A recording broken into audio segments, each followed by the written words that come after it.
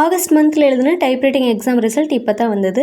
So நிறைய பேர் என்ன டவுட்ஸ் கேட்டிருந்தீங்க அப்படின்னா, ஸோ நான் நல்லா எக்ஸாம் பண்ணியிருந்தேன், ஆனால் ஃபெயில் ஆகிட்டேன், ரீவேல்யூவேஷன் போடலாமா அப்படிங்கிற டவுட்ஸ் வந்துட்டு நிறையா பேர் கமெண்ட்ஸில் கேட்டிருந்தீங்க.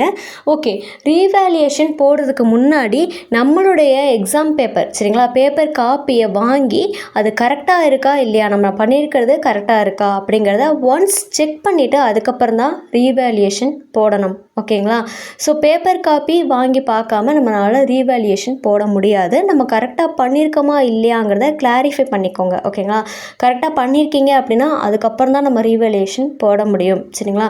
ஸோ அதற்கான நோட்டிஃபிகேஷன், அதாவது இந்த பேப்பர் காப்பியை அப்ளை பண்ணணும்ல, அதற்கான நோட்டிஃபிகேஷன் டவுட் சைட்லேருந்து வரும். அது வந்ததுக்கப்புறம் நம்ம பேப்பர் காப்பியை அப்ளை பண்ணிவிட்டு அந்த பேப்பர் காப்பியை நம்ம வாங்கி செக் பண்ணிக்கணும். ஓகேங்களா? எக்ஸாம் கரெக்டாக பண்ணியிருக்கோமா இல்லையாங்கிறத செக் பண்ணிட்டு தான் நம்ம ரீவேல்யூவேஷன் போட முடியும். ஓகேங்களா?